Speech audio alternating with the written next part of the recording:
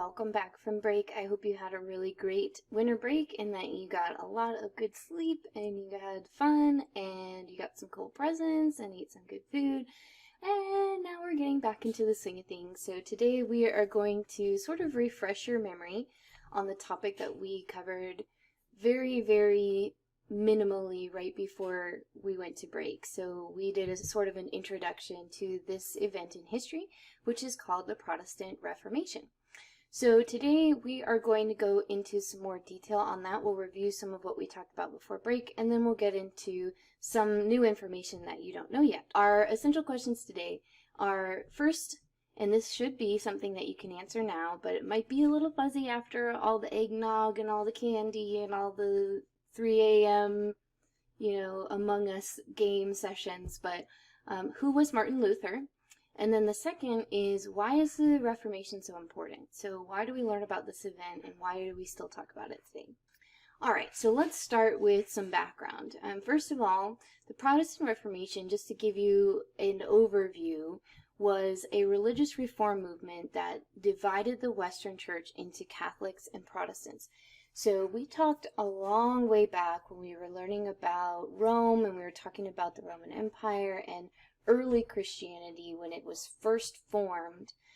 There was a schism called the Great Schism. And if you remember, a schism is a split. It's the fancy word for a split of a group into factions that don't get along anymore.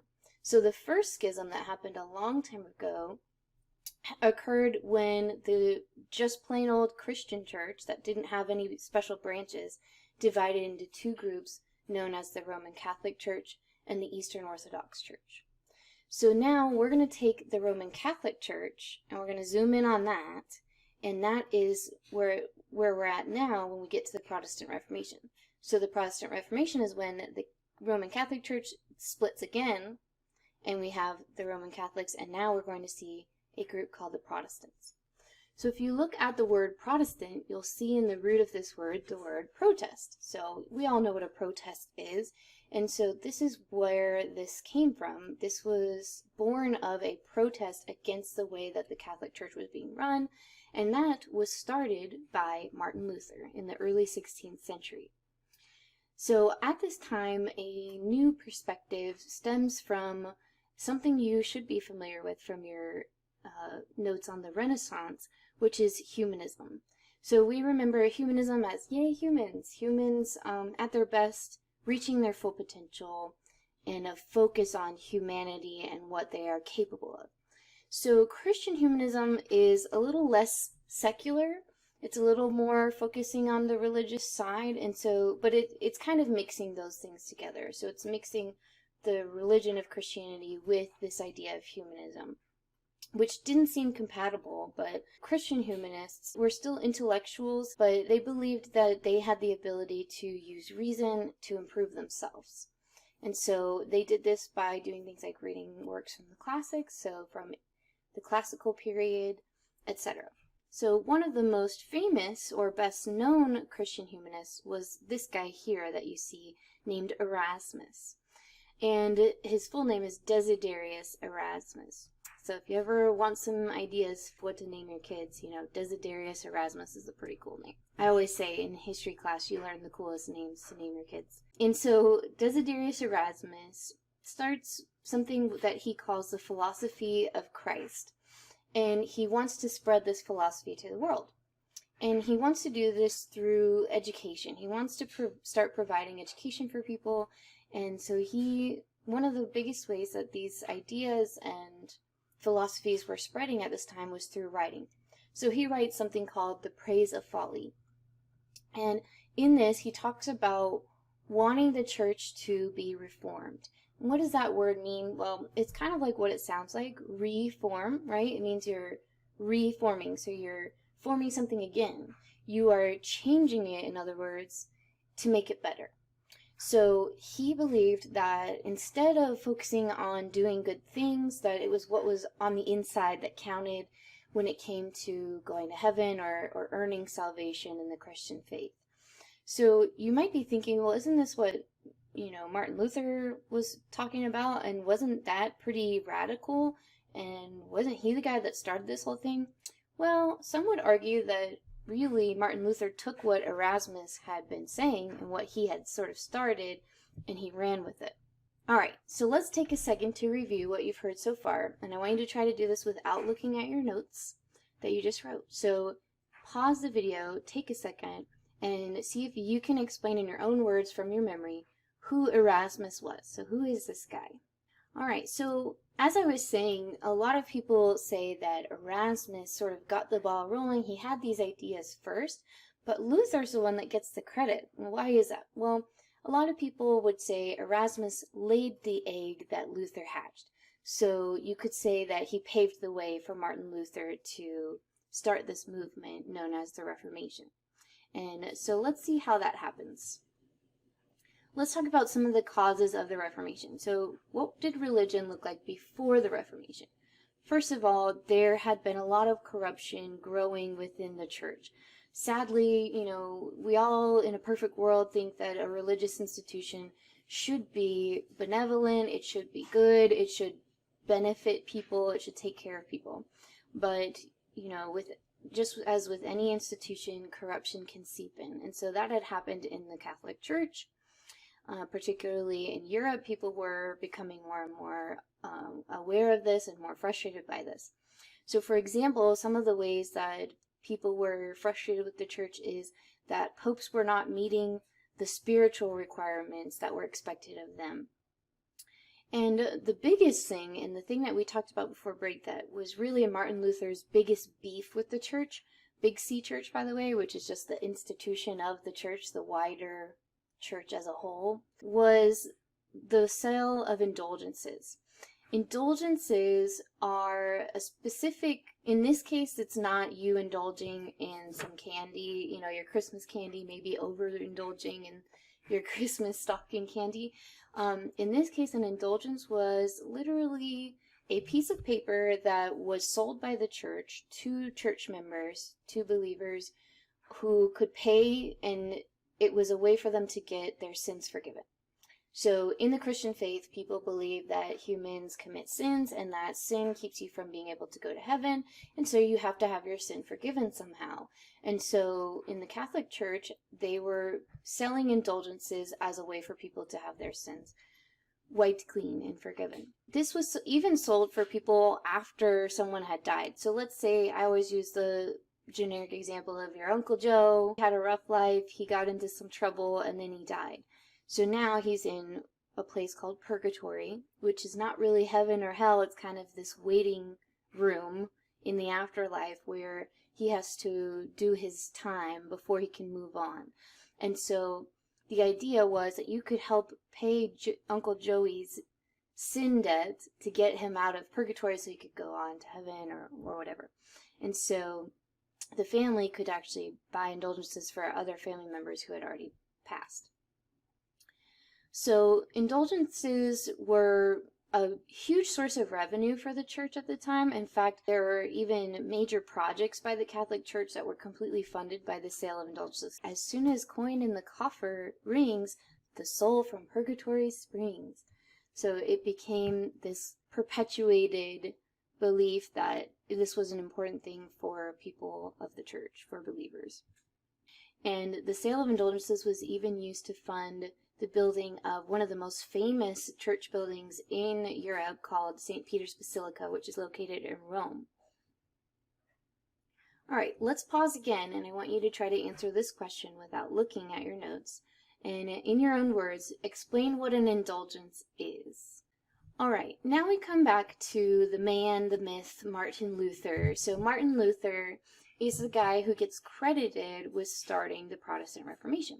So let's talk about who this guy is. First off, he started off as a student of law. He was going to become a lawyer.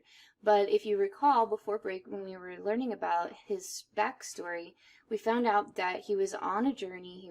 He was traveling on a road out in the middle of nowhere, and a huge storm came upon him. He was caught in a thunderstorm, and it was so bad and so intense that he thought he might die. So he prayed to St. Anne, and he was scared for his life, and he basically said, if God spares me and saves my life right now, I will give my life to God. I'll become a monk. And sure enough, he's arrived, and so he decides to become a monk, and he becomes a monk and then becomes a professor in Germany, which is where he's from. So all his life, Martin Luther had grown up in the Catholic Church, and he had been taught that, doing quote-unquote good works, doing good things, was needed for you to go to heaven. If you wanted to go to heaven after you died, you had to do a certain amount of good things in your life. But as he got older and as he started studying the Bible for himself, he really started to see it differently. So as he was reading the Bible, he interpreted it in a different way. So he's reading the same text, but he's seeing something that other people interpreted differently. And he starts to go, that's not what the Bible says. It doesn't say only good works. It says you got to have faith. So he starts talking about this, writing about this, ruminating on this and thinking about it. And he's really feels freed by this idea that he can go to heaven just because he believes, and that it's not about this long checklist and worrying about whether he had done enough good things, which is part of why he was so scared when he was caught in that thunderstorm, because he felt at that moment that he hadn't done enough good, and that if he died right then, he wouldn't go to heaven. So this sort of lifted that burden off of him, that he felt freed in the sense that he was no longer worried about, have I done enough good things? And you can see how that might be very appealing to some people who might think that they just weren't very good or couldn't do enough good things, and that was something that was encouraging to some people. So Martin Luther writes all this out. He writes these ideas about faith, but he also talks about his anger at the church and his frustration at the church over things like selling indulgences, and how he sees that as manipulative and just very materialistic and not very biblical, not very godlike, or what have you. And so he writes out 95 theses of issues with the church. And this is his way of hopefully opening a dialogue that he's wanting to see the church reform itself. He wants to see it improve. So he goes and takes this written document that he's created of 95 theses. He goes to the church in the city he lives in Wittenberg, Germany, and he nails it to the door. And that was actually a pretty common thing. That was sort of a way of it was like a literal discussion board. Before we had the internet, it was a physical discussion board where people could post something to show the community and to start a dialogue about something, and that was a pretty common practice at the time. So let's look at the 95 Theses a little bit. Let's talk about this. So this actually happens on Halloween, although, at the time, probably not called Halloween, but on October 31st in the year 1517 is when Martin Luther posts his 95 Theses on the door of the church. And the biggest thing he does in the 95 Theses is attack indulgences and the use of indulgences. And by about 1520, he starts this ball rolling towards a split with the Catholic Church. And that wasn't his intention in the beginning. He wanted to see the Catholic Church improved and changed. He didn't plan to split away from the Catholic Church.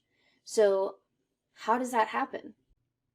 Okay, so first of all, one of the things that leads to this split in the Catholic Church starts with the 95 Theses that Martin Luther wrote. These theses were written very strongly, let's say.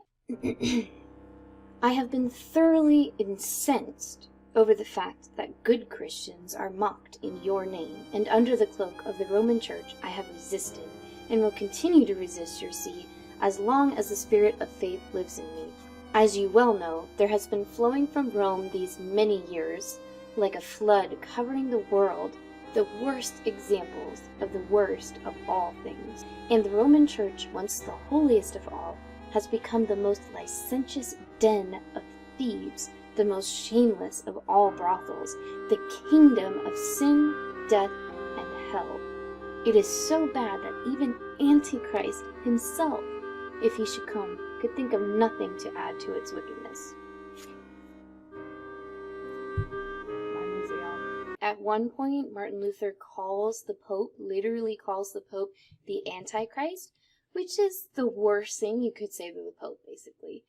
you're basically calling him Satan. And of course, that did not sit well. So he is excommunicated by the Pope in the year 1521. What does this mean? To excommunicate, it's like it sounds. You cut off communication in the church. It was literally being kicked out of the church. I'm not welcome. At church?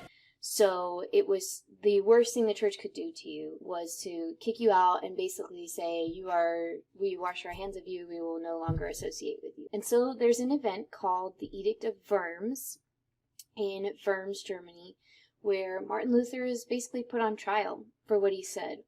And they ask him to take back what he said, to recant. And he says, nope, not going to do it. And so he stands by what he said, and he refuses to take it back. So as a result of his refusal to recant, Martin Luther is excommunicated. He is made an outlaw by the Catholic Church, which has a lot of political influence, so he now has to go on the run, and all of his works that he had written are publicly burned as a sign of their condemnation of him. So Luther has to go into hiding, and over the next few years, he hides in a friend's residence in a castle somewhere, and he starts translating the Bible into German. And over those few years that Luther is in hiding, you would think this would sort of die out, people might forget about it, but actually this movement became a revolution, and it became known as Lutheranism. And now your brain might be going, oh, that's what the Lutheran Church, that's where the name comes from, which is exactly right. So Lutherans believe in salvation by faith alone, which is different from what Catholics believe. And so you can see how we're heading towards that split, because just like with the Great Schism of 1054, when the church split into Catholic and Eastern Orthodox, it's not that they believe in a different Bible, it's not that they believe in a different God, it's that the way they interpret the Bible is different, and it's something that they just can't reconcile with how to live their lives. So it becomes such a sticking point that they have to create a new branch of Christianity. All right, let's quiz ourselves again. Let's pause and quiz ourselves, test ourselves. So without looking, pause the video, don't look at your notes, and just try to answer in your own words. What happened at the Edict of Worms? All right, next we have a similar revolution, gets a little less attention, but a very similar thing happens in Switzerland, and this is called the Zwinglian Reformation. And this is named after Ulrich Zwingli, the guy that you see here, who was a priest, very similar to Martin Luther, who started his own set of reforms for the church. So in Switzerland, they had their own split in the Christian church. So Zwingli, however, is unable to sort of finish what he starts. He gets injured on a battlefield, and he sort of just gets stuck at home and is unable to continue leading this revolution of sorts. So a man named John Calvin takes over. And so he sort of takes it on, and it becomes something new called Calvinism. Calvinism is something that's still talked about a lot today among Christian theologians. So John Calvin was raised as a Protestant, so he was raised outside of the Catholic Church, following more of what Luther believed, but he was forced to leave France, where he grew up, to find religious freedom in Switzerland, because the Protestants were being persecuted in France. So in 1536, he publishes a piece of work called the Institutes of the Christian Religion. And in this, he proposes the idea of predestination. And you probably won't get to this point in your life, but I have known people who have studied theology at a high level, and they've gone to graduate school and studied these things, and Calvinism is associated with predestination, and it is hotly debated. So predestination is it's easy to remember in the sense that it's just like what the word sounds like. So pre meaning before, and destination meaning where you're going. So, and it's tied to religion, so it has to do with where we go when we die. And so the idea is that God has already decided who will go to heaven and who will go to hell, and there's nothing we can do to change it. So predestination is this belief that has already been predetermined. And it made people believe that they were on earth to do what God wanted them to do, that God had put them on earth for a reason. So this becomes very successful in Geneva, in Switzerland, and it becomes very popular there. And it ends up in Switzerland replacing Lutheranism as the most popular form of Protestantism.